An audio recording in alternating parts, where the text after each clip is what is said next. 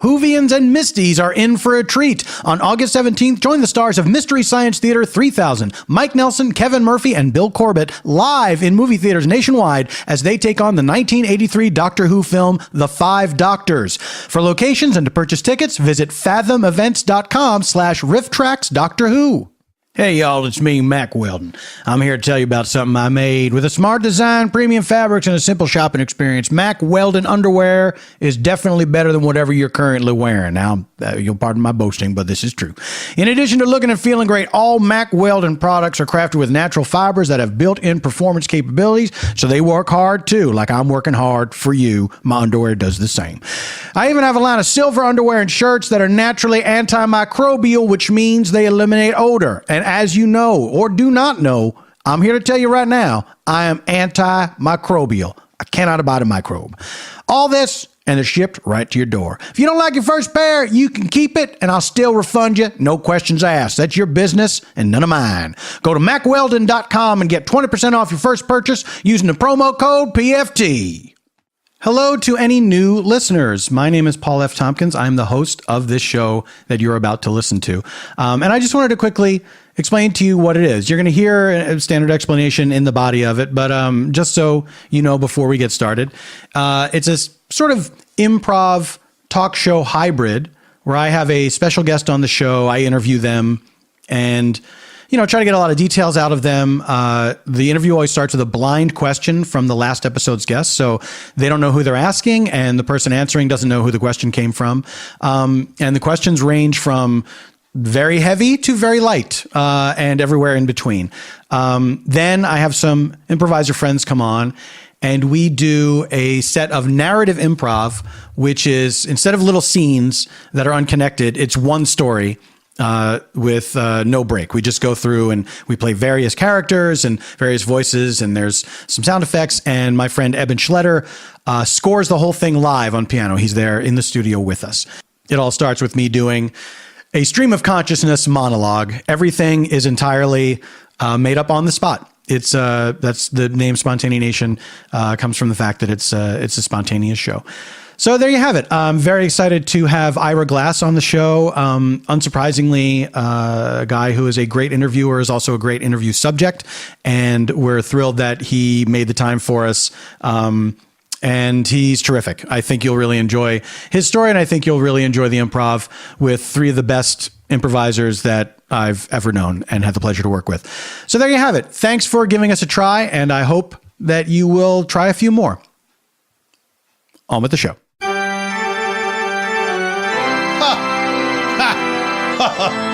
Ladies and gentlemen, I'm laughing because I'm happy. Welcome to all of you listening. Welcome to anyone who can hear my voice right now, whether you mean to or not. That's right. If someone's only got one earbud in and my voice is bleeding through, welcome to you, seatmate of rude person on an airplane. Can we get it together noise-wise on planes, everybody? Here's what's weird. You can't hear some things. Like, you can't hear me if I'm making fun of you if you're in the seat in front of me. It's one of my favorite things to do. It drives my wife crazy. I'll just talk in a normal tone of voice about the person in front of us. My wife will say, they can hear you. I'm like, they can't hear me.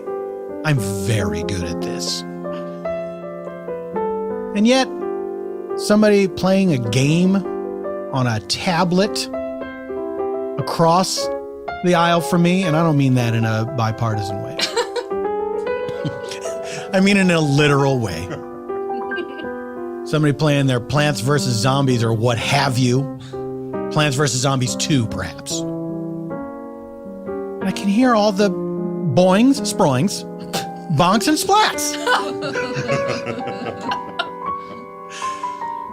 And I mean, do I want to be the tattletale who rings the call button for the flight attendant and say, would you tell that person to mute their game, please? The answer is yes, I do want to be that person, and that's what I do. And then I stare at the person while they're being scolded. And then once they look up and make eye contact with me, I nod curtly and I turn back to watching pornography. Yes, I use the privacy glass. No one knows. One time I don't know if I've told this story before. One time I was watching an episode of The Shield at the gym on a tablet. In this episode, I'm on a bike, right? And this episode opens with a nude woman covered in blood running out of a house. And a woman on a bike behind me, sort of like off to the side and behind me, tapped me on the shoulder and pointed at the screen and said, "Oh, nice, nice." And I'm like, this isn't my show. I didn't write this. There's more to the show than this. This isn't the whole thing. We don't follow this bloody naked woman for the length of the episode. Come on, cable TV. Why you gotta do me like this? I praise you 24/7, and this is how you do me? That's a sports reference. A sports Twitter reference that I hope 5 people enjoy. Ladies and gentlemen, welcome to Spontaneanation with Paul F. Tompkins. I am the second part. This is a program where I invite a special guest onto the program to have a free-form conversation with me inspired by a blind question from my previous episode's guest. Then I invite a squadron of improviser pals onto the program to do a narrative improv with me that is one... People did not like my use of the word squadron in this room. Squadron goals achieved. We do a narrative improv that is one continuous story as opposed to unconnected scenes. And it all begins with the suggestion of a location from you, the audience. More on that later. And it is all scored on piano by Mr. Eban Schletter. That's what he goes like. Ladies and gentlemen, we're very excited to have this guest on our show. He is one of the producers of the Stitcher Premium series, Chicken Man, The Adventures of Chicken Man. This is a series from the mid-'60s, created by Dick Orkin, and we are bringing it to you. Select episodes will be for free on Earwolf. You can get the whole thing on Stitcher Premium. We're going to talk about that a little bit, but also you will know him as the host of the long-running This American Life. Please welcome to Spontaneanation, Mr. Ira Glass. Ira, hello. Hi. Oh, you're still here. Thank God. Yes. Ira, welcome to the show. Let's talk briefly about Chicken Man. How did you come to be involved in this project? I was a fan of Chicken Man when I was a kid and heard it on AM radio in Baltimore where I grew up. And did you hear it? Are you old enough to have heard this show? I'm old enough to have heard of it, but I don't think I ever heard it. I think it was a thing. I don't know if it played. I grew up in Philadelphia. I don't know if it played in my region or if I just didn't know where to find it. Yeah, no, it was on all over the country. It was on like 1,500 radio stations at one point, I'm told. And like honestly, like when I was a kid, it was the only thing I ever heard on the radio that was exciting to me. And it was these little comedy 2-minute bits, and they were kind of like a spoof of the old like Batman campy TV show. Mm-hmm. And it was about a guy who just decided that he was going to fight crime and goes to a costume shop and dresses up as a chicken. And it's always a little ambiguous. Does he have any other special powers? Like, does he have anything going for him? And mostly the answer seems to be no. Like, we'll take the bus to crime scenes. And it's performed, I wouldn't have been able to articulate this as a kid, but it's performed in this deadpan style that I went crazy for as a kid. It was just super funny. And I just loved it. And then I met the creator, Dick Orkin, just a couple of years ago at like an awards ceremony, and was saying like, you know, your thing hasn't been out in years. There's an audience of people who listen to podcasts who would love it. The thought of somebody doing like a 2-minute podcast, I thought would be an amazing step forward for the form. Right? It's time for things to get shorter. Yeah, and I thought like you can be at the vanguard of this new thing, but mainly I just thought like there's a lot of people who love comedy who don't know you who would really, I think, love this, and there's like a whole new world out there to conquer, and just kind of encourage them to call people who can distribute it for him. And then I guess that's how this ended up happening. Right. Now, had you heard it from between the time of when you were a kid and now? I hadn't, no. Like, well, there was an episode, a very early episode, like our second episode of This American Life, was an episode about poultry, and I got in touch with Mr. Orkin. That was the first time I ever, and for me, it was really like reaching out to like a childhood hero, and I was very nervous. Absolutely. And it was a second episode of our show, so he had no idea rightly who I was, and graciously took the call. And then he made a new little sort of update episode for us, really for almost no money, really just out of the kindness of his heart. Wow. Because I think it was fun. And then we played a couple of the old episodes, and I had heard them then, but honestly, like I hadn't gone back to the catalog. And in doing this, he sent me the whole thing, and it's been super fun listening to them. I was glad that they held up, and they did hold up. It's a very scary thing when there's a thing you love from childhood and you revisit it as an adult. There's always that fear of, is this still going to be good? Yeah. And for me, that was definitely SCTV was a thing like that I enjoyed so much when I was a kid and got the box set of it. Before I put the first disc in, I was like, oh wait, what if this is not good anymore? And I was thrilled that it was even better to me. Like as an adult, I understood more of it than I did when I was a kid. But that fear of like, oh man, please don't shatter this for me. Well, I totally understand. Well, especially with comedy, because I feel like the culture sort of like things that were new in comedy when SCTV was happening are now so a part of like all media. Mm-hmm. Yeah, it's very rare for a comedy thing to be able to stay out of time like that, where it doesn't matter how much time has changed. It's still, I don't know. I think it's just, if things are just kind of silly, I think they better stand the test of time, because you don't need to have the context of the age in which they were created. Yeah. Well, this is very exciting. And that's exactly Chicken Man. It really is like 2 minutes of silliness. Yeah, I can't wait to hear this, and I hope everyone will check that out on Stitcher Premium. And Ira, this question comes to us from our previous episode's guest, Marcela Arguello, and she asks, what's a memory from your childhood you wish you could change? That's heavy. Wow. I had no idea when I agreed to come on the show that I was going to be put into a situation where she's actually asking something that's so profound. I know. These questions are either super heavy or they're about food.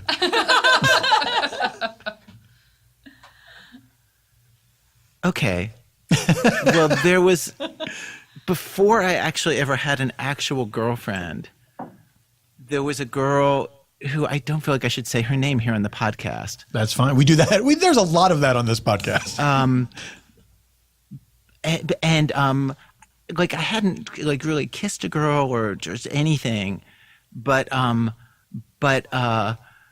this story is so embarrassing. I'm finding like I can almost not say the words of this story.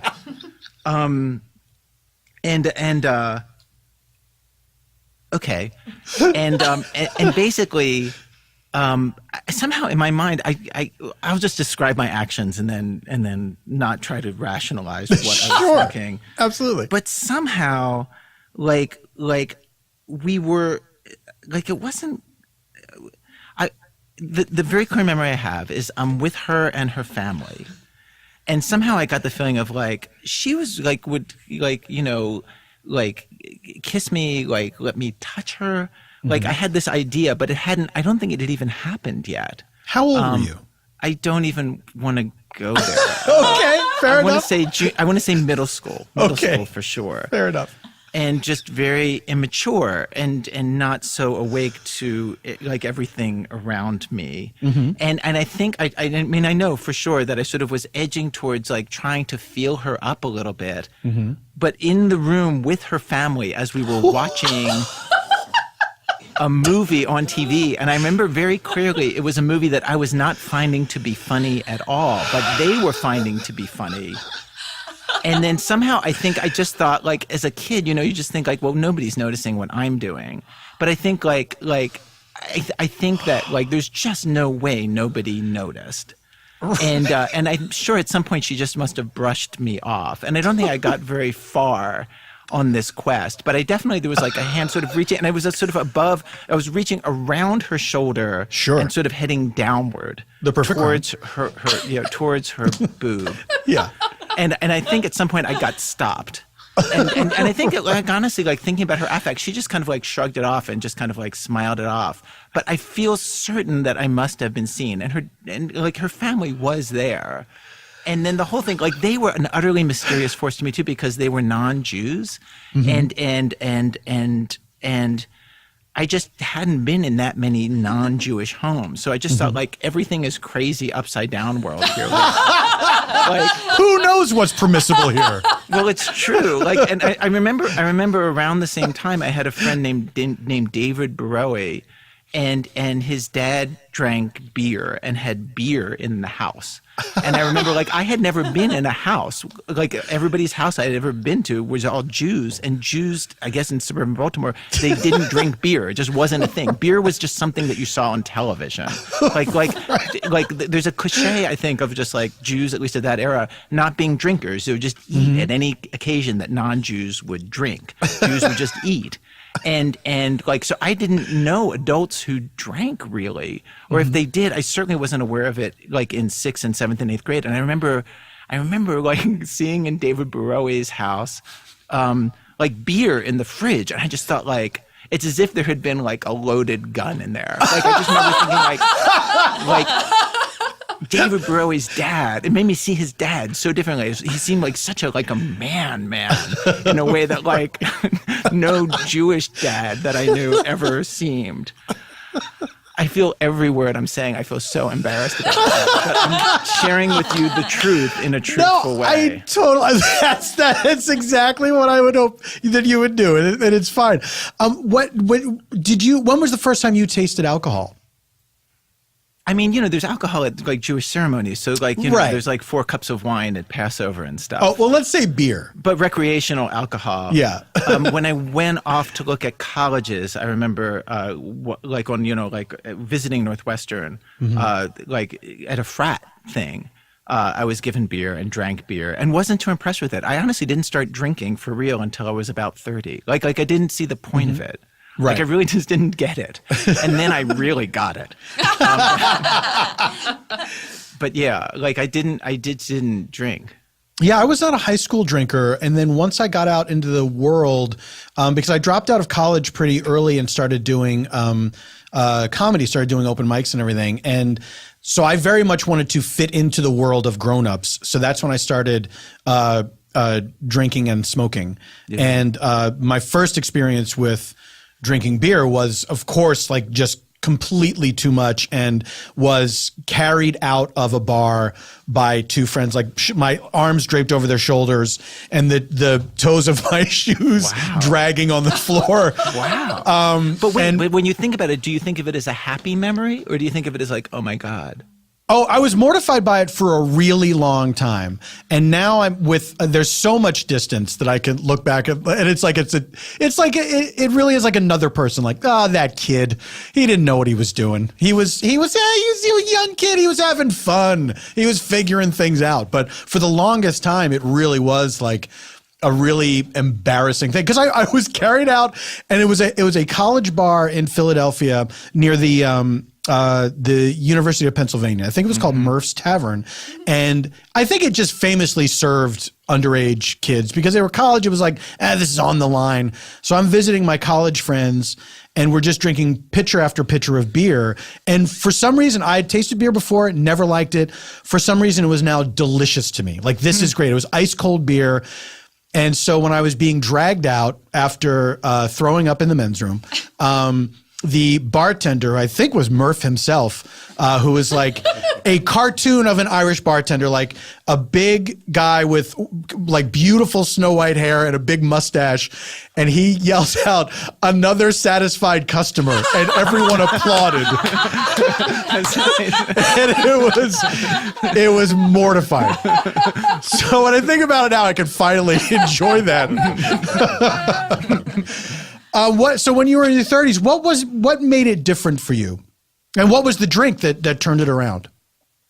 I don't remember it was one drink in particular. Like I never was so into beer. Like I was living in Chicago and went straight to like Jameson's. And like when you move to Chicago as an adult, like basically everyone drinks, and at the time, like most people, like a lot of people still smoke cigarettes. It wasn't that long ago, but like everybody drinks, and there's a bar on every corner, and like and it's like a wonderful place to drink. I mean, like I have nothing but good feelings about it. Like I just hadn't lived in adult before that. I lived in DC, where everything is a little more uptight, and just it was like lovely. I'm completely. Yeah, no, I still drink too. Did you ever smoke? I did. Yeah, no, I started smoking. I smoked for about a year or two around then, and a relationship ended, and she had smoked, and I started smoking after we broke up. I started smoking the brand that she smoked, which was Drum, and she was a roll your own gal. Yeah. Wow. Yeah, and then I did that for a year or two, and then sometimes I've thought about like all the people who started smoking that year, if there was like a convention, and it would be like all like 14-year-old kids, and I would be the only one in their 30s. Like I would like it's just not something people do is start smoking in their 30s, and I did it for a couple of years, and then stopped. You are the only other person. My older brother is the only other person I know who started smoking after the age of 30. And was it heartbreak induced? I don't. You know what? I don't know why he did, and I didn't question it because I still smoked at the time, and I was just like, welcome aboard. This is great, right? And then it was years later that I quit. He quit, I think, before I did, and I quit a few years after him. But it boggles my mind now why this guy would start smoking, and I'll have to ask him because it never occurred to me to ask until now. Yeah. But it does seem, now that I've quit, it seems like the craziest thing in the world to do. And when I see people smoking, I don't get it. Oh, I do. You still do? Of course I do. Yeah. No, I see people smoking and I totally think that would be really enjoyable now, but I'm not going to do that because I just made a decision. Though I'll have a cigarette every, I don't know, 2 months. And you can can you have one and then you're fine? Mm-hmm. Wow. I think I enjoy like standing there with the cigarette and Right. just like the initial first inhale a lot. Yeah. And then the other inhales, I feel like, all right, fine, got it. Oh, it is rapidly diminishing returns. Yeah. But I think that for me, when I realized the thing that I loved the most about everything that I liked about smoking was not the actual smoking. It was everything else, including like the accessories. Like I was a guy who liked to have an engraved lighter, like that kind of thing. That stuff I really enjoyed. And I was like, oh, they make handkerchiefs too. So maybe I'll just do that. Hey, Ira, thank you so much for being with us. It is August 7th as people are hearing this. Is that correct? Is that what I told you guys? Does that sound familiar? Yeah. I think it is August 7th. Yes, August 7th as people are hearing this. What would you like people to know about? What do you have coming up? Nothing. The weekly radio show, This American Life, and our various podcasts and stuff. That's it. There you go. And Chicken Man, of course, you can find on Stitcher Premium. Please do check that out. I really recommend it with my heart. Like I have no business connection to it. Like I think that there's a world of people who will really love it who don't know that it's out there. It's weird and very special. Ladies and gentlemen, a recommendation straight from the heart of Glass. Ira Glass, thank you so much. Everyone's mad. Everyone's mad. Ladies and gentlemen, we have to take a break. During the break, you will listen to the ad. And when we return, you will meet our improvisers. All this when Spontaneanation returns. Oh, my pals, I want to tell you about something very special. On August 15th, I want you to hop in the TARDIS and travel back to 1983. What am I talking about? I'll tell you. Don't miss this night of legendary riffing with the stars of Mystery Science Theater 3000, Mike Nelson, Kevin Murphy, and Bill Corbett. They are taking on the classic Doctor Who film, The Five Doctors, broadcast live to movie theaters nationwide.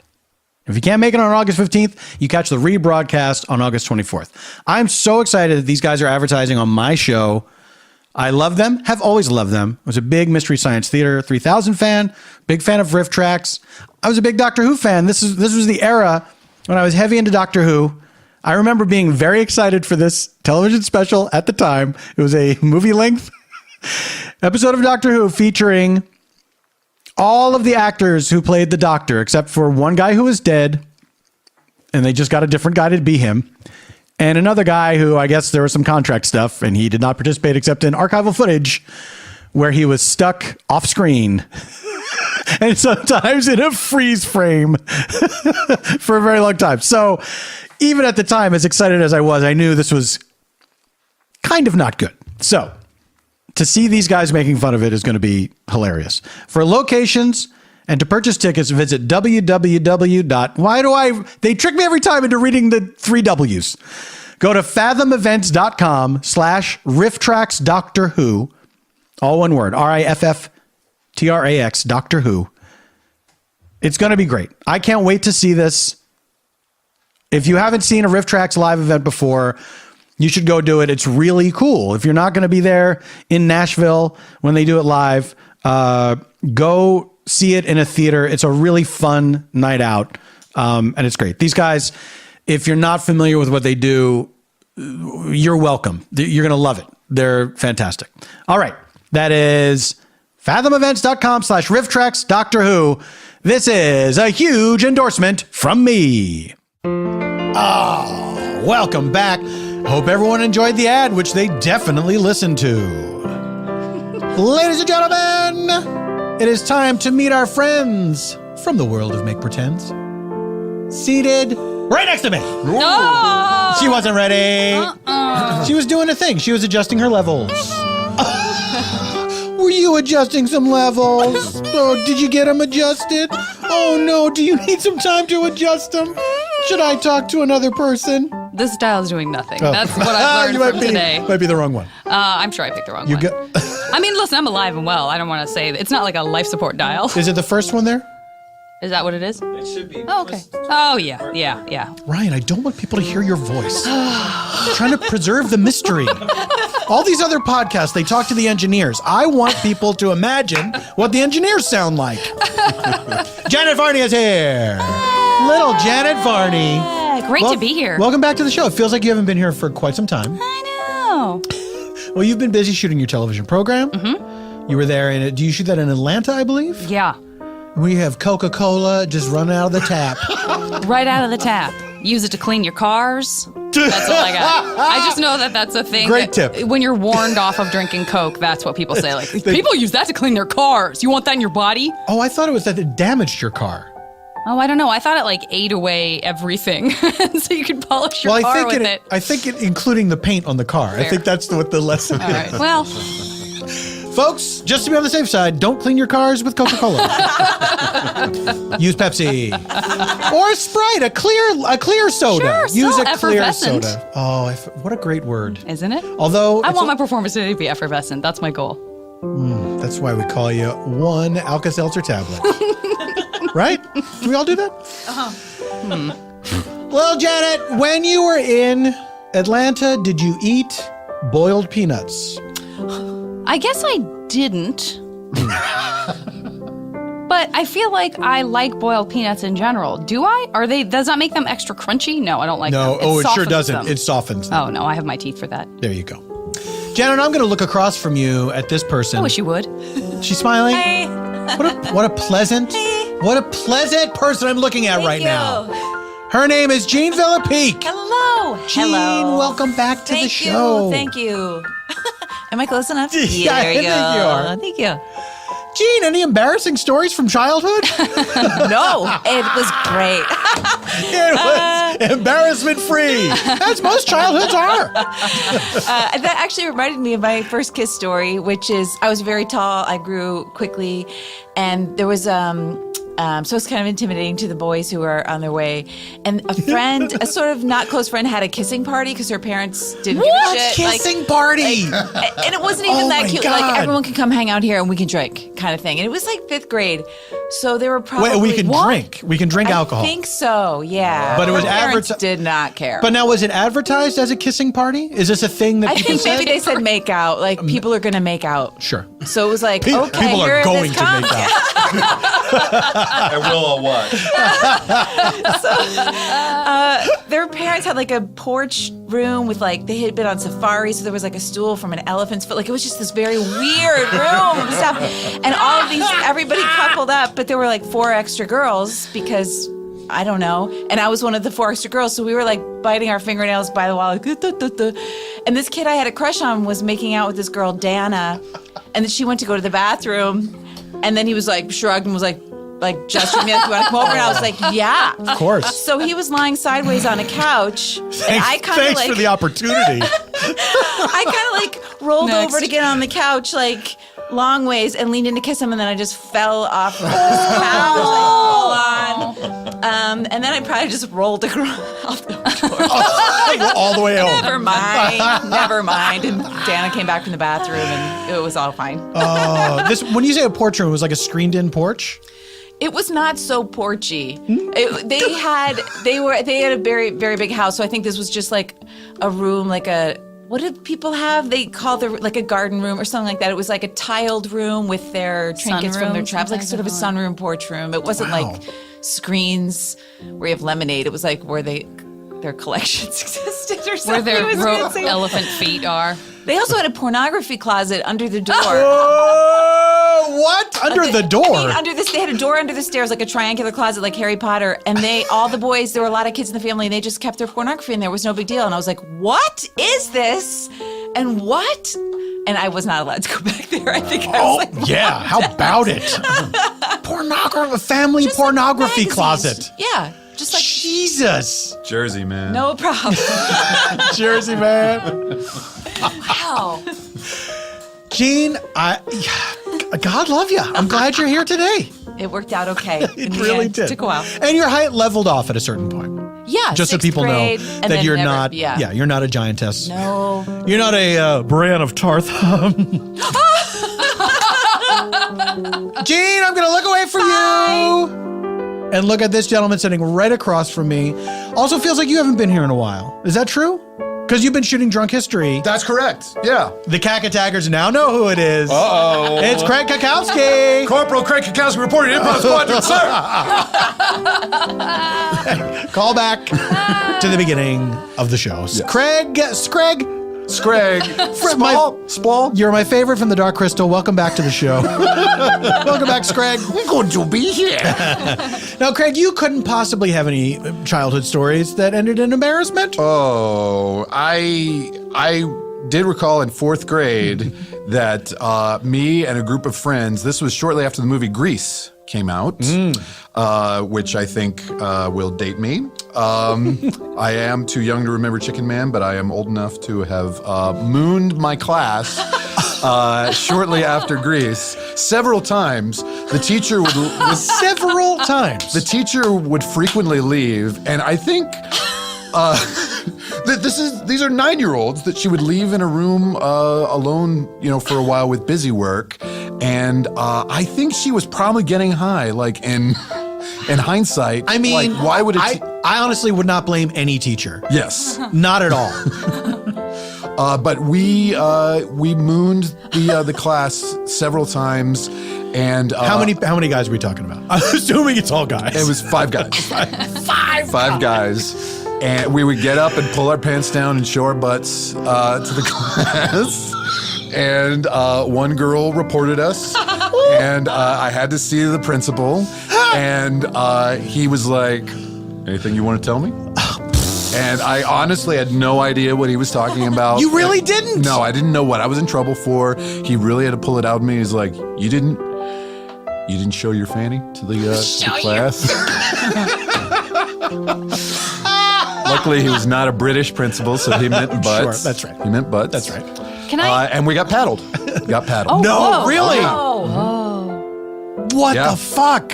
Oh, yeah, this is Virginia in the 70s. Over your clothes? 1870s. I remember it as as I was paddled on my bare butt. Wow. That feels Jesus also Christ. like weirdly counter. Like, there's the butt I don't want you exposed. Yeah. Now pull your pants down. No, Expose let me your butt see so that I can- butt. Yeah.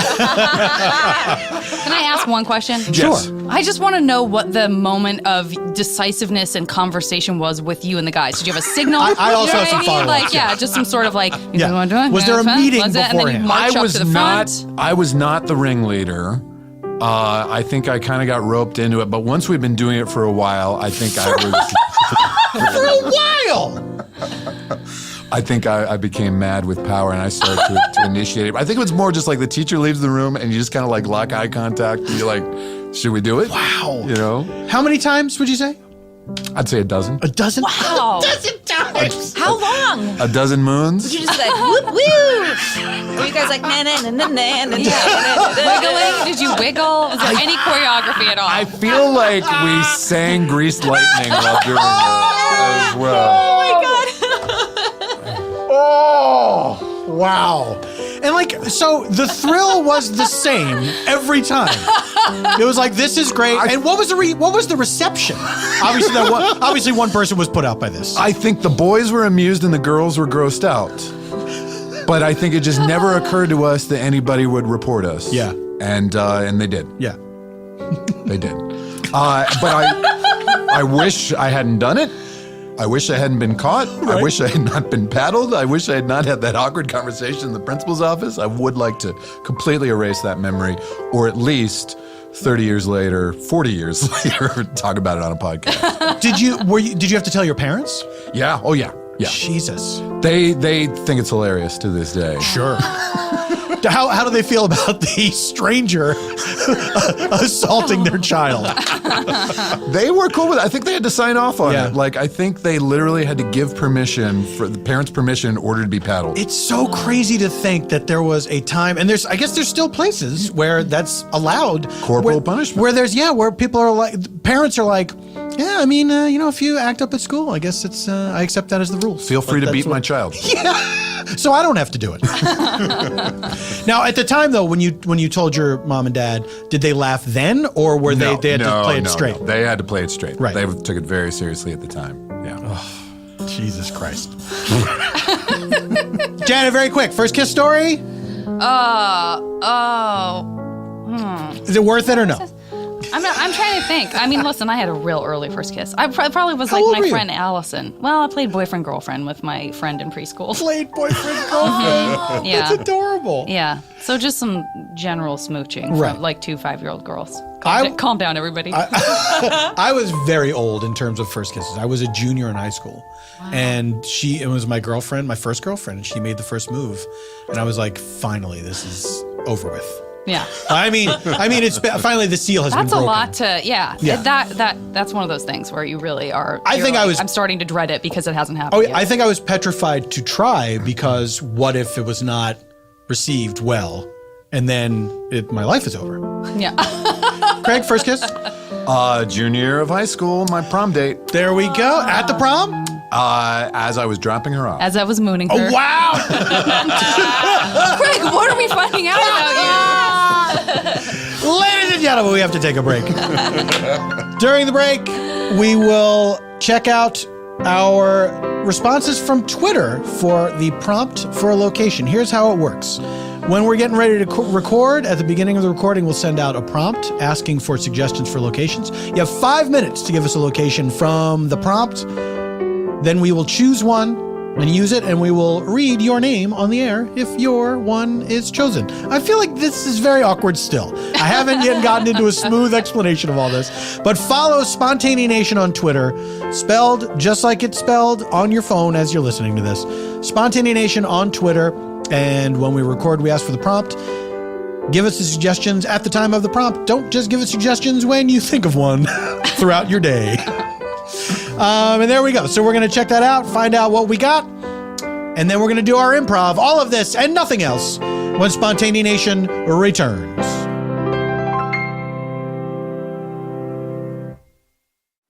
Support for today's Spontaneanation comes to us from our friends at Lisa Mattress. Lisa was founded with a simple goal to help people sleep better. That's as simple as it gets. You're either awake or you're asleep. Those are the states. And with an innovative direct-to-consumer online strategy, Lisa's 100% American-made mattresses are challenging the traditional mattress industry. And I, for one, think it's about time that the TMI was taken down a peg or two. Not too much information, but traditional mattress industry. Forbes even named Lisa one of the top 20 startups to watch. And not to mention, it was internet retailers' fastest growing e-retailer in 2015. And I saved the best for last. It's B Corp certified. Boom! See for yourself why everyone is raving about Lisa by trying it in your own home 100 nights risk-free.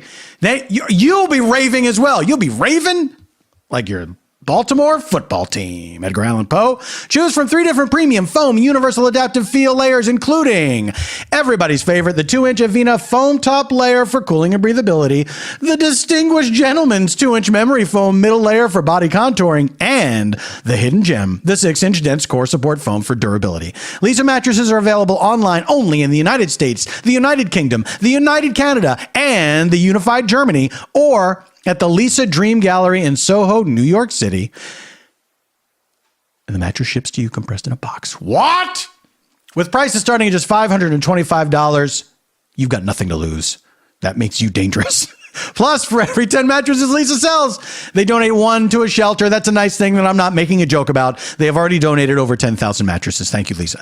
And right now, you can get $100 off a Lisa mattress with the offer code PFT. That is LEESA.com. Offer code PFT for $100 off.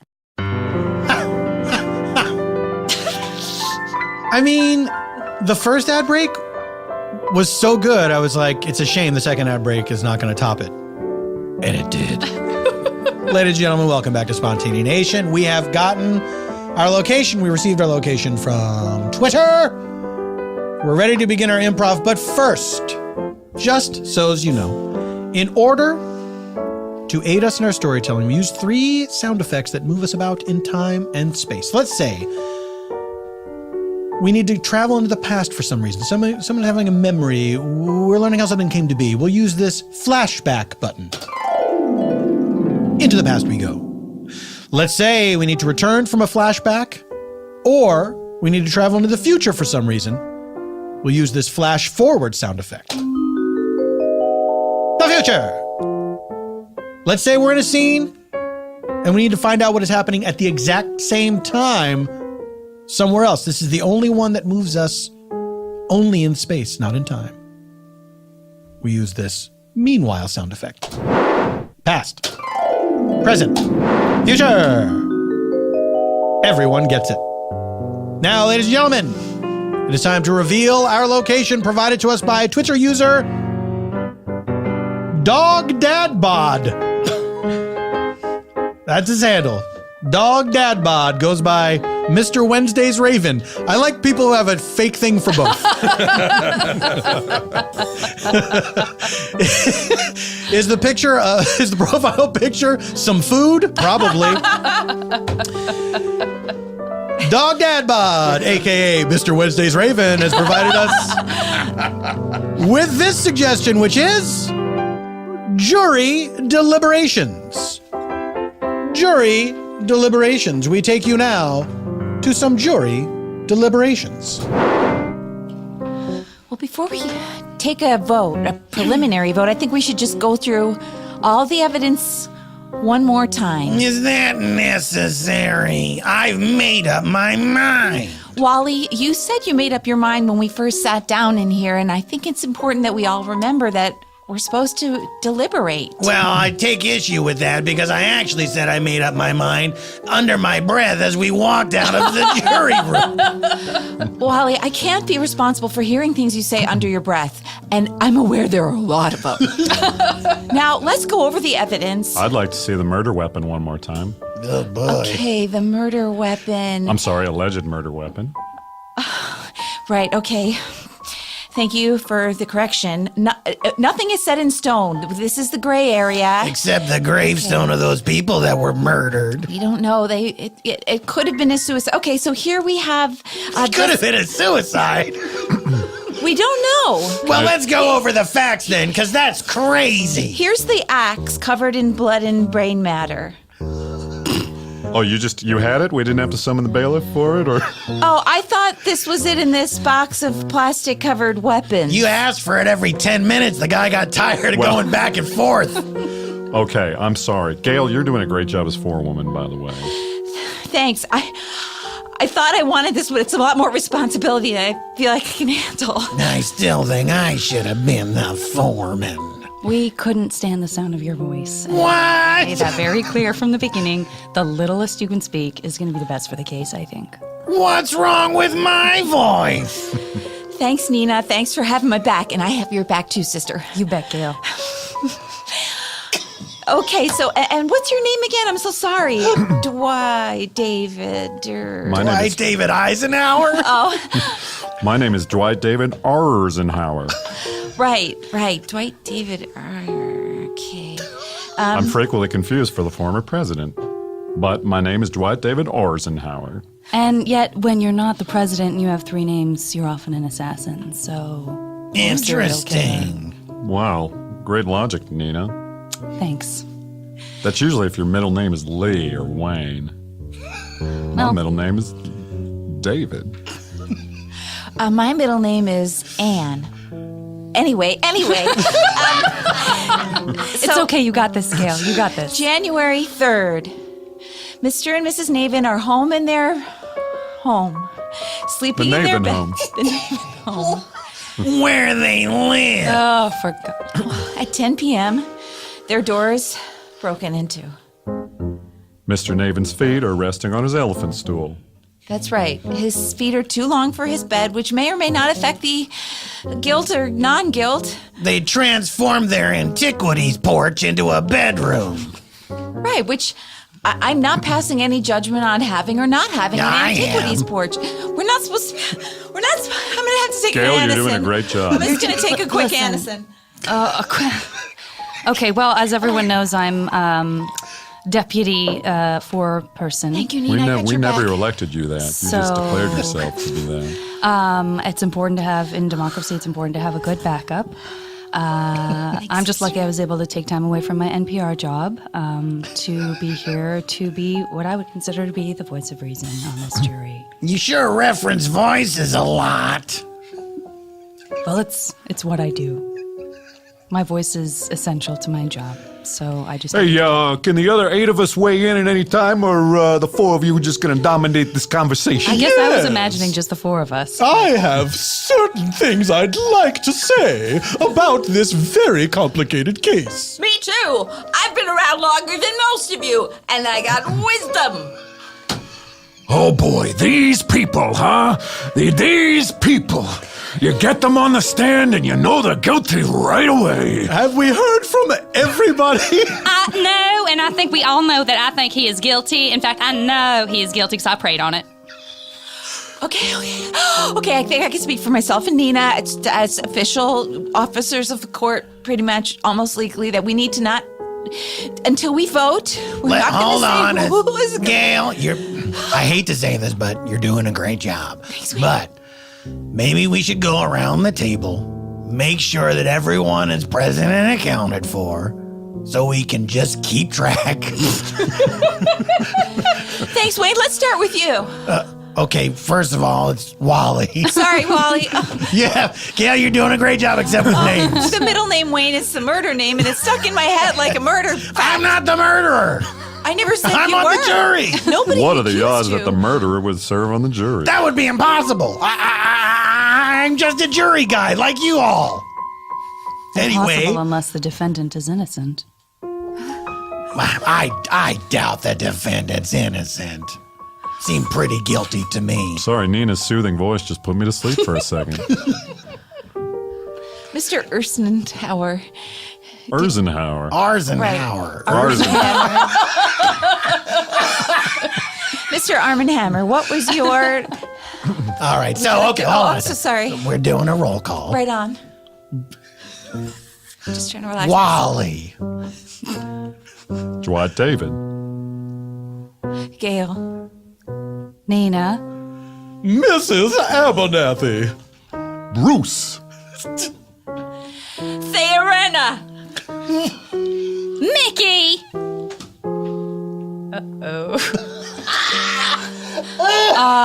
Are we missing 5 people? Is that what's happening here? Oh, hey. Sorry, I crashed out under the table. I just had to kind of re-up, you know what I mean? I had to kind of maintain. Oh. Oh, these Your name? people, huh? And The your- kind of people that fall asleep under the table. You all know who they are. What's your name I hate again, them. sir? Okay, sir. What's your name again? My name is Mr. Krantz. Lionel Krantz. Oh, we doing Okay. names? Are we doing names? Thank you, Mr. Krantz. Yeah, France. what's your name? And sir, What's that? your name? You are revisiting our work here? Yeah, oh, sorry. Yeah, are you? Forgot. I'm All sorry. right. You reek of marijuana. What is your name? My name's Scotch. Scotch. Like the Got tape? it. What's that? Like the tape? Yeah, so I come from the Scotch tape family. Oh. Hi, sorry we're late. We were having a bit of a kissing party in the laboratory. Yes, I hope no one minds. We were just kissing each other in the laboratory. It looks like you guys are in the middle of calling your names out. It's fine. I'm It's Bernadette. Bernadette and I'm Bernie. Bernie and Bernadette. I just Yeah. want to make Husband sure and you wife. did not discuss right. the case in the bathroom. It's very important that we do not. We're having a husband and discuss wife kissing party. Just- Can't a believe there was a husband and kissing wife party kissing and the party. entire jury wasn't invited. Sorry, Bruce. Right. So anyway, how many of Yeah. us is that? Got it in one. Oh, was anyone keeping track of how Let's many? do it one more time. Okay. Gail? Dwight David. Wally. Nina. Theorena. Bruce. Mrs. Abernathy. The Burns? The What Burns? was the the- Burns Scotch. people? I forgot my own name. Bernadette? Bernadette. Oh, no. Lionel Krantz. Lionel Krantz. Maybe we gotta start from the beginning. Let's start one more time. Gail Ann. I'm now going to really use my middle name because I think that there's something is happening with us as a group where the middle names are getting power. I'll just throw out that if we go around, that 12 is 4 times 3. So if we went, What is this, remedial math? if we went around the table 3 times, I mean, not our table, which clearly has 12 people at it, but if there were a smaller table with If it 4, were a game of if there were a bridge. smaller table of 4 and you went around 3 times, that would be a total of 12. Why do they have to have 12 people on a jury anyway? I It's too remember my many. name. I remember my name. It's Mickey. Mickey? That's right. Yeah. With an M? Hey, good to know. What's going on? Why is everybody so quiet? Theorena. Of course, Bernadette. Fiorina. Bernadette and my husband, Bernie. This is what happens when a lady is the head of a jury. Mr. Crank? These people. Hey, now Krantz? hold on a minute. What's that? That's Mr. Crank. Mr. Krantz. Mr. Krantz. Lionel Krantz. Lionel Listen, Krantz. why are you so down on ladies, man? I mean, it's modern times. Ladies can be on juries. Look, ladies have injured me terribly in the past. Minorities. Anybody who doesn't look like me, I don't trust. Can I get an ice cream, mister?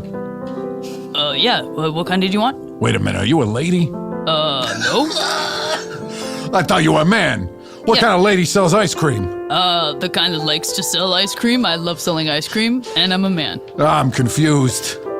Oh, I'm 8 years old. Let me get a bomb pop. Can I give you some advice, kid? Yeah. Stop being so incredibly suspicious, or you're gonna have a heart attack when you get older. God damn it, these people! Now, wait a second. I was about to say someone was missing, but it turns out they are not. So disregard me. Did you count yourself, Mrs. Abernathy? I did count myself. I wasn't sure if I should count my elaborate fruited hat as another juror. That's actually gonna be real helpful, because if we get hungry and we need to snack on something, we are going right for that hat, Missy. My dear Mickey, the hat is plastic. It is representational only. What does it represent? fruit. I see. So it's not like a political thing. Hey, I honestly had a hard time seeing some of the witnesses because I was seated right behind your enormous hat. I believe the term is seated, dear boy. Hey, look, I'm not an educated guy, but I have just as much of a right to serve on a jury as anybody else here. That's right. We're as citizens and voters, we are equal. We're equal citizens in this country, and it's really important to duty to make sure that no one here is better than anyone else here. Gail's right. You're doing a great job, Gail. You really are doing Thanks a a lot. great job, Gail. You've something in your beard. I think you have some seeds in let your me see. beard, or Maybe some seeds and stems. yeah. Shake. I got some shake in my beard. Could I take a look at the murder weapon again? Sure. Here is the axe, it's covered in blood and brain matter. Okay. I think this guy's got it in. I think this guy, Dwight David, he likes looking at the murder weapon too much. J'accuse, Wally, j'accuse. What's that mean? Hey, can we speak English here? Please. I barely have a grasp of that. We haven't even talked about the damn defendant. La la la. What's a freeman's middle name? Are we going to talk about whether or not this guy Paul's a killer with an axe or not? I have a badminton game this afternoon, and I gotta get to it. Okay, well, I don't know if I have a strong opinion about the defendant, but I will say, as a woman who's been very happily married and in love with her husband, nigh on 44 years now, Thank you. that I believe the wife did it, even though she herself is also dead. Do you know what's funny, Bernadette? I believe the husband did it. You do? Yes, even though he's also dead. Isn't that funny? I think it was a murder-suicide I think with so. an axe. Well, I think so too, but I think it's the other way around. I think that's one of the things that keeps us together, is that we don't always think the same thing. It is strange right, at this yeah. trial, by the way, that there wasn't a suspect. That it was literally, here's the clues, here's what happened, now you guys piece it together. Now, Your Honor, I'm just a simple country lawyer. I don't know a lot about big city lawyering, but I do know this. These people have died, and I am defending no one. Objection, Your Honor! Oh, here we go. Smarmy? Smarmy, I'm afraid I don't know these big city words. Overruled. He doesn't know the city. Anyway, Your Honor, I move that the case be dismissed as I am here for literally no reason. Objection, Your Honor. Foghorn leghorning. Sustained. That was cartoonish. Now, Your Honor, to be fair, I did not say I say. But you did say you say when you said I say. I Your didn't Honor, I- say Withdrawn. Your Honor, I Withdrawn. represent the law firm of Boink, Sploink, Spunks, and Splats. I'm Johnny Splats, is and I unprecedented? would like to file a countersuit saying that this trial needs to be like a murder mystery game. Well, now, Your Honor, I'm just a seersucker, brow-mopping country lawyer, but I don't know what this gentleman has to say here. Oh, Your Honor, foghorn leghorning.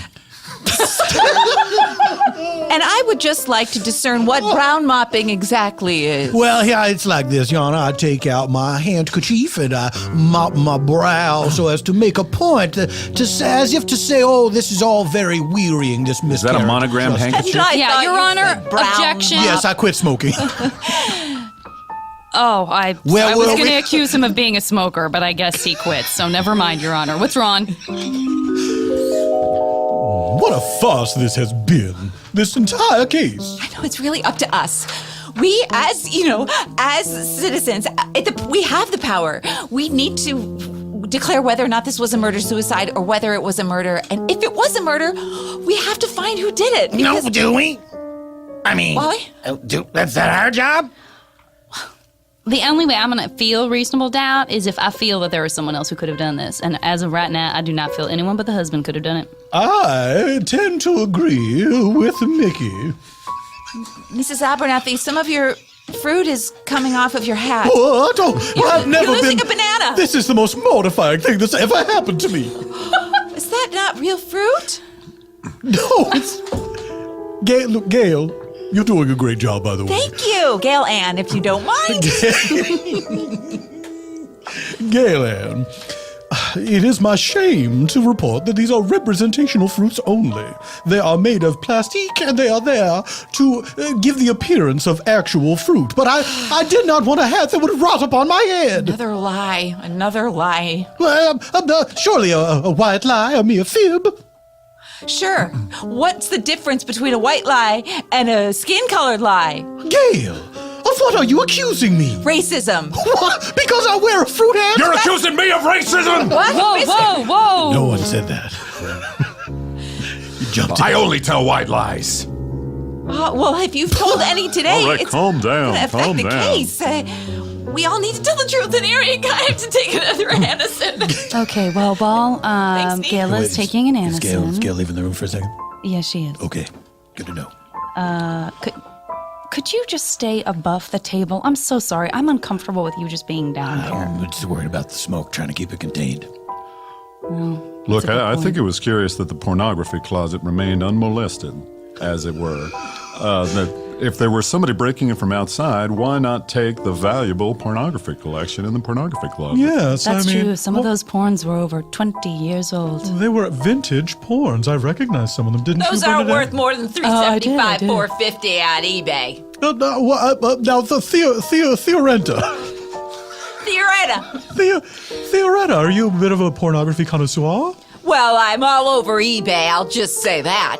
And I know what something's worth. And you find his vintage 65 Marilyn Monroe Playboy, and you think you got $20 to $100, you got $4.50. Wait a minute.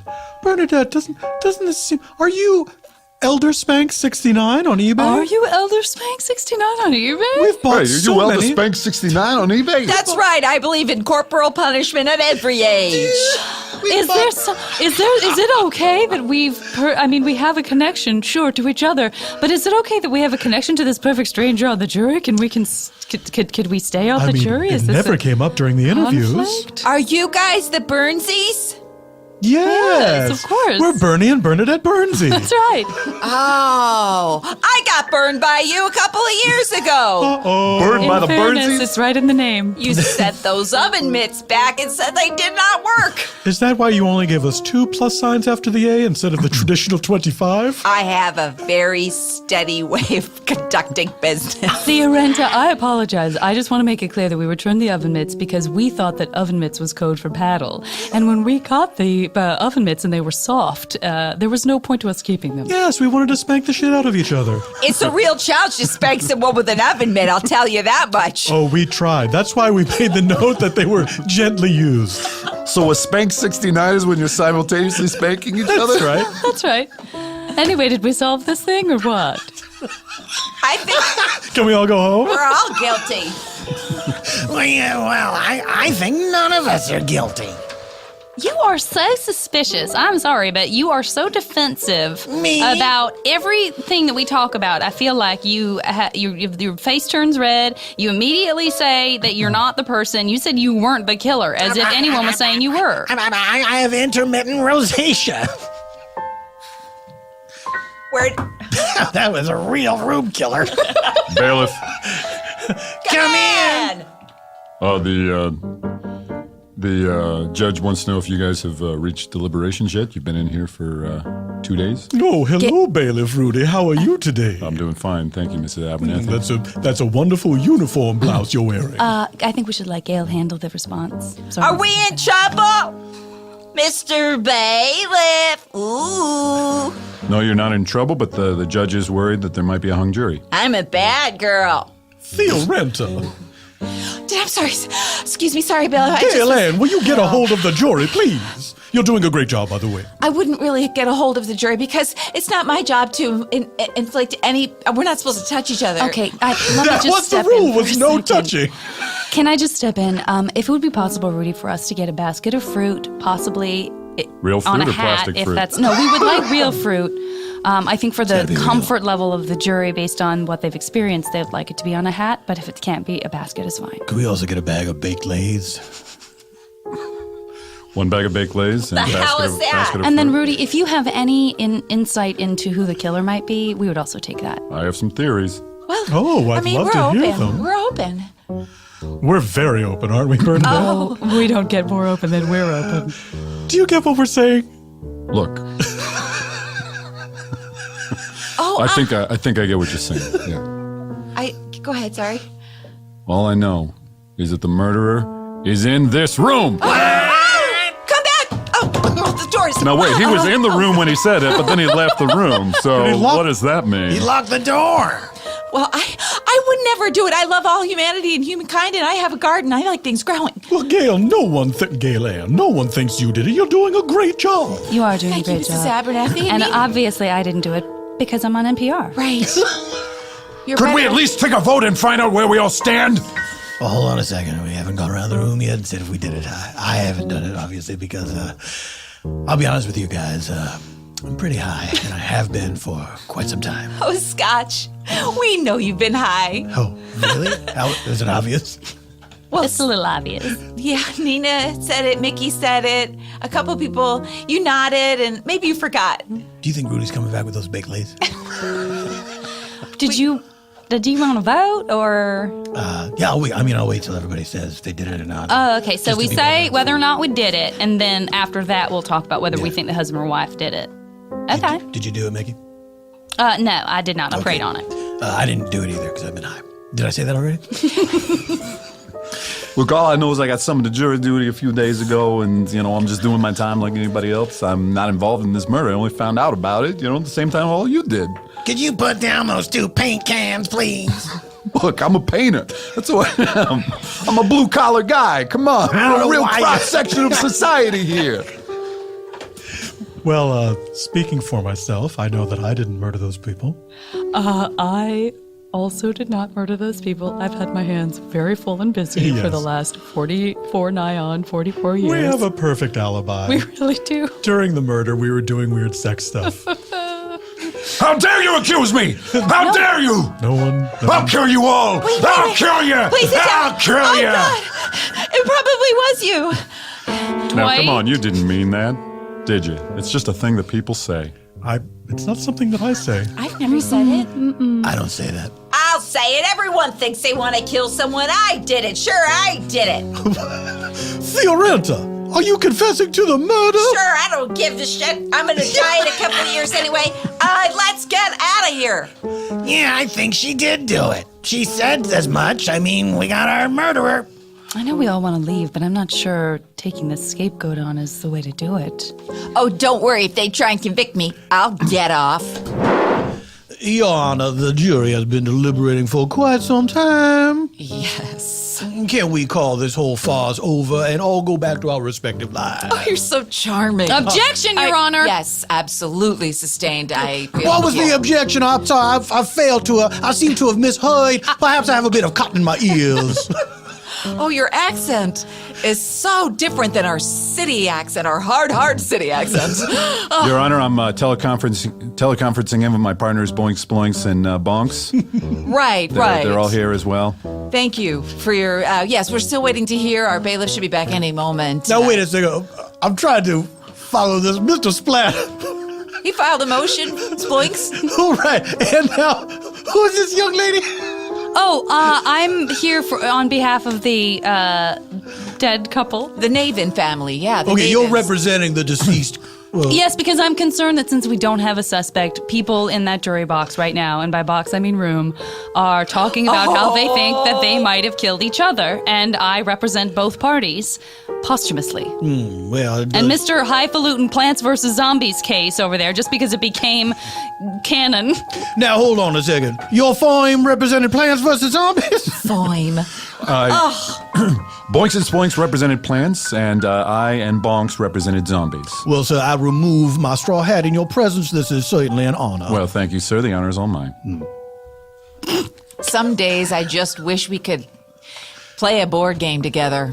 All of us? Yeah. Not have to deal with these big issues. Objection, Your Honor. Sustained, yeah. Okay, so that's 2 people have admitted possible guilt. Most people have said they haven't. Well, one person admitted intent to kill, and then one person just said, sure, why not? I don't have long to live. I killed them. Gail, can you rein this in? You're doing a great job. You are doing a great job. We're a hung jury. I think we're a hung jury. I think we're gonna. We haven't even taken a vote. Oh, right. God damn it. All right, should we do that? Was One of that my cats everybody? ran away and I. Did we hear from everybody? I think we did. So we let's do- take the vote. Can we do the old-fashioned, dramatic aye or nay around the table? Sure. Please. 3 times around the table? Sounds I mean, a good. 4-person table, which is we're at a 12-person table. Because we're 12 people. We are 12 people. It's a jury after all. So when I vote, Undeniable. is aye and nay or yay and nay? Ayes and nay. And I So is it's a either nay? yay or I. Is that how we're voting?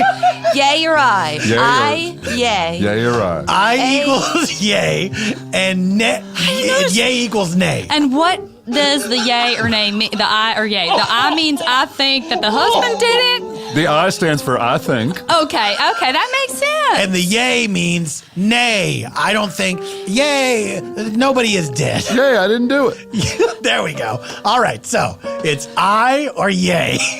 Thanks, Wally. I got your back. You're just really Thanks, taking care of this. Gail-Ann. Madam Clearly- 4-person, you want to kick us off? Yay! Was that in what was reaction to that? what I I just didn't said, or hear was it. that your official vote? Can't remember which one. I want to go home. Yay! For me, it's an I. For an I. Wally, I say yay. Bruce. I Go on. no, that's my vote. That was it? That's my Oh, vote. okay. Mrs. Abernathy? I must vote in the following manner, and yay it is after you hear how I vote, which is I say yay. What a roller coaster. Thank you. Mr. Krantz? You teach a kid from right from wrong, and then he goes and betrays you, and he stabs you in the back. You try to love these kids. You try to love them. Ah, God. Not guilty. Not guilty. Oh, why didn't we just do that? Guilty or not guilty? Oh, it's just so Wait a overdone, minute. I feel like. We're really making this our own as citizens and really just taking strides. Gail, you're doing a great job, but can I ask a Great job. question? Sure. If there's no suspect, Right. what are we voting on again? Yay. No. Hold on. Now I know I understand the words we're supposed to use. What are we voting on? Whether or not this case is guilty or innocent. Okay. Let's go around real quick and say guilty or innocent. Yeah, okay, so who's on trial? Let's decide who's on trial. Who's on trial? The system. The system. The system is Agreed. guilty or Agreed, innocent? I agree. I say the system is innocent. Gail-Ann. Neen? I say the system is guilty. Wally? I say guilty. Guilty. Mrs. Abernathy? Guilty. Oh, Mr. Krantz? God damn it. Not guilty. Not guilty. Not guilty. Bernadette? Guilty. Guilty. So that's 6 guilties, 2 not guilties. Yeah, and I'm Mickey. Hello, and I vote guilty as hell. That's 7, okay. Bruce?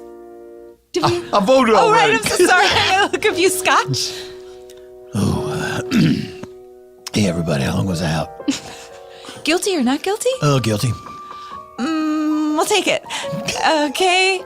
Hey, guilty. Right, I was gonna get... I don't care. You took forever. It's ageism. Sorry, I'm so sorry. So that's 9 guilties, 2 innocents, and we have one more person to Well, it vote. seems that you Do I- you haven't asked for Dwight David Eisenhower's opinion. Right, so thank you. Let me guess. You want to see the murder weapon again before you vote? Could I? Sure, here is a giant axe covered with blood and brain matter. Beautiful axe, isn't it? Boy, You look Kind of so- axe that anyone could get at a Crate and Barrel Sure. on sale. And then knock on the Naven's door. The Navens, your neighbors for years. They would never suspect you. I didn't think you lived in that neighborhood. Oh, I'm from that neighborhood. They never asked. probably should have. Yeah, in fairness, think about the lawyers we were dealing with. Oh, yeah. Just a routine, Just that one really weeknight, charming one. 7 p.m. neighborly call. Hey neighbor, can I come over and look at your vintage pornography closet? Sure, they said. And I was in there for hours. So long they forgot I was there. And then when I came out, Mr. Naven was asleep on his elephant stool. And I chopped him. Oh my God. I chopped him several times with this axe. This axe right here, this is his brain. Wally. I'm Wally. Dwight. Wally. Say your name for the last time, friend. Dwight. Say your name for the last time. Dwight David. My real middle name is Lee. Dwight Lee. And my real first name is Wayne. Wait, Lee, please, before I die, just tell me, is the system guilty or innocent? The system? Well, I hadn't thought about that. But I guess they didn't do a great job of pinpointing this murderer. I guess in a way, we're all guilty. Okay, but the system. The system? Yeah. The system's all right, I guess. Well, so guilty or innocent? A or I? Bailiff. Hi, Rudy, I just want to say you were dead right. The killer was in this room, and yet we were still so shocked. Okay, I got those baked lays. Oh, thank you, Rudy. Get your goddamn gun off this man. It's an accident. Look, this is the murder scene. Okay, you guys reached a verdict yet? We have. Wayne Lee, whose name is an adverb, is apparently the murderer. Why, I said nothing of the sort. Hypothetical bullshit. Look here, I'm looking at the guy right here, and he says he didn't do it. I guess we need another day.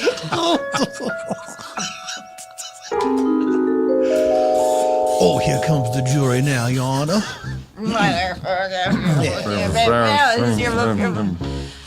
Jury, I want to thank you for your duty. All rise. Yes. Sorry, I was late on that. Thank you. And I'm honorable. Jury, I'm not going to say my name. The honorable judge presiding. Thank you. Maureen Epcot. Thank you for your Sorry, service to this great city. I That's totally all right. forgot I your know. name, Maureen. It's all right. Objection.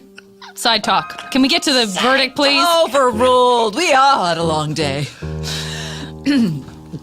Jury, wonderful jury. Thank you for your civic duty. So much duty. Thank you, Your Honor. And have you come to a verdict? Gail, you're on. Gail, this is all you. Kill him. You've got to it, speak. Gail. Yes, Your Honor. Your Honor, I speak for all 12 of us. For Gail, and for Nina, Dwight, Wally, Bertie, Bernadette, Bruce, Mickey, Scotch, Threnna, Krantz, and Mrs. Abernathy. The system is guilty. Oh, shit. This is not good. Yana, move to run away. Order! You don't deserve to run a court. I pay taxes in this town. Look, I learned a thing or two about racism, though. I feel like I'm a better man for serving on a jury. Look at them down there. All their earthly problems. If only they knew that up in heaven, everyone is having a great time. Isn't that right, Mr. and Mrs. Naven? We are having a wonderful time. Time of our lives, time of our lives. I'm glad we got murdered. Me too. Let's kiss. And it all happened in a place called Spontaneanation. Well, this is the longest episode we've ever done. 12 people. Very quickly. Janet Varney, it's August 7th. What do you want to tell people about? Where can people find you? In the fall, look for Standing Against Evil's next second season and You're the Worst fourth season and the JV Club podcast, which is still Boys of Summer if it's August. Did you get to do You're the Worst this new season? Yeah, good. I couldn't do the first segment, but I'm going in this next. Good. I'm glad to hear that. Jean Villepique. I'm going to do shows. Franklin UCB, Friday nights, 9:30, Soundtrack. And coming back in late September, Quartet will be at IO West. Thursday nights, the last 3 Thursdays of the month at 9 p.m. And I saw you on Better Call Saul. Yeah. And you were so great. So good. I stood up. I was so excited. Thanks. I remain seated. I stood up in the movie theater. DVR.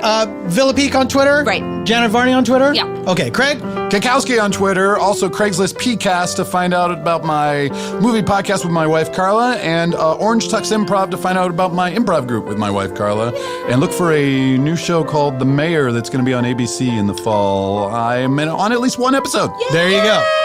Eban Schletter. He's Eban Schletter on all the things. Go to ebanschletter.com. How do you spell Eban Schletter? It goes like this. EBANSEHLETTER. Go to paulftompkins.com/live. You can check out where I'm going to be. Thank you to Earwolf for hosting the show. Thank you to engineer Ryan for engineering us all the way to the end of the show, which this is. Goodbye forever until next week. This is Paul F. saying,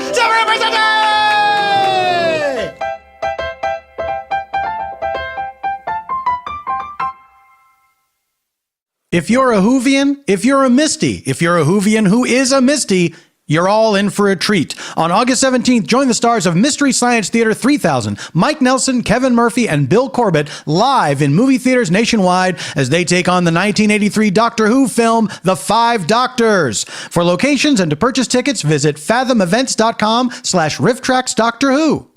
James Bonding Podcast. James Bonding is back. I'm Matt Gorley. And I'm Matt Myra. We are officially back with weekly episodes of the James Bonding Podcast exclusively on Earwolf. We'll be tackling all of the movies, official and unofficial, and a whole lot in between. That's right. You might want us to talk about James Bond Jr. Stop asking. We might. We won't. But we'll talk about a lot of other things. Why should you trust us? Because we're James Bond lovers. Not experts. Subscribe now.